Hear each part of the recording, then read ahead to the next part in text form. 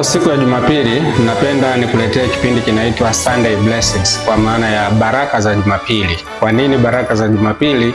Kwa sababu Jumapili ni siku ambayo baadhi ya Wakristo walio wengi duniani hukutana katika nyumba za ibada kwa ajili ya kumwomba Mungu, kumwabudu, kumshukuru na kumtukuza, na huko hupokea neno ambalo linawajenga kiroho, lakini pia linawasaidia katika safari ya maisha hapa duniani. Sasa leo Sunday Blessings, na mimi pia nimefanikiwa kuingia katika nyumba ya ibada, na huko nikawa na furaha sana kusikia kwamba kasisi akizungumza kwamba kuna mambo makuu matatu ya kuyaangalia hasa katika kipindi hiki cha kuelekea Krismasi. Jambo la kwanza akasema kwamba Jumapili ya leo ni Jumapili ya furaha, ni Jumapili ya furaha. Kwa nini furaha? Kwa sababu unakuwa na furaha kwa sababu ya kitu fulani ulichokisikia, ama kuna kitu fulani unachokitarajia. Kwa hiyo kwa desturi za Wakristo, siku ya tarehe 25 ni siku ambayo ni ya kuzaliwa Mwokozi Bwana Yesu Kristo.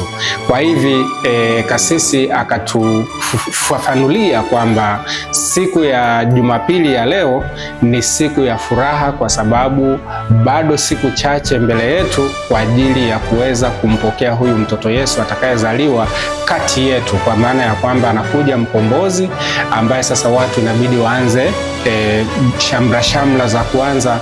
Unajua jambo la furaha linakuja, kwa hiyo kuna kuwepo na shamra za kujiandaa kufurahia kile kinachokuja. Hata kawaida tu mama akiwa mjamzito nyumbani, basi familia wanaanza kuwa na furaha wakitegemea kwamba kuna kiumbe kitakuja cha Mwenyezi Mungu, na hivyo kipokelewe kwa furaha. Kwa hiyo leo ni furaha kubwa kwa Wakristo wote duniani, kwa maana hiyo kwamba wanafanya kufurahia kile kinachokuja ambayo ni kuzaliwa kwa Bwana Yesu Kristo.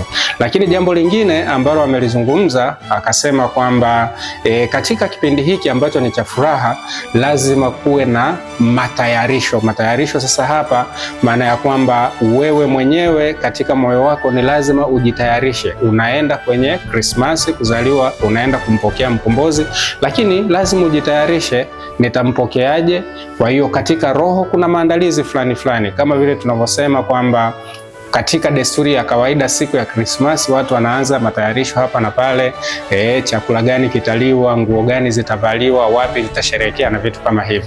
Kwa hivi hata katika mazingira ya kawaida ya huyu ambaye tunamngoja kama mkombozi wetu, kuna furaha, kuna matayarisho ambayo inatakiwa kuyafanya ili kuweza kumpokea kwa furaha. Na hayo matayarisho kiroho ni pamoja na kuweka ukaribu kabisa wa kumtafuta Mwenyezi Mungu, ikiwa ni pamoja na kufanya jambo la tatu ambalo yeye alizungumzia kwamba kujisafisha ama kujitakasa. Kwa hivi unajua katika desturi za Wakristo ukishazungumza hizo ni kwamba sasa unajitayarisha kwa mtindo gani?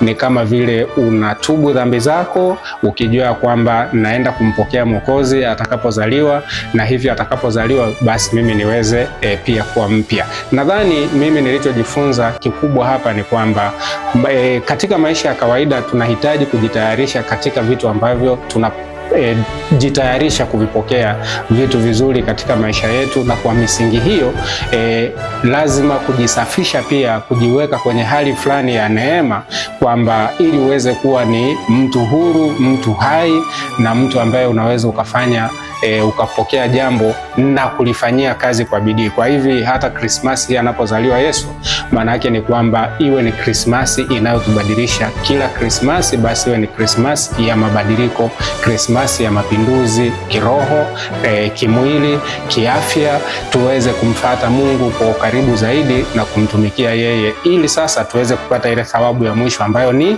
kufika kwake mbinguni, yaliyo matarajio na matumaini ya kila Mkristo anayemwamini Yesu Kristo. Asante, Mungu akubariki.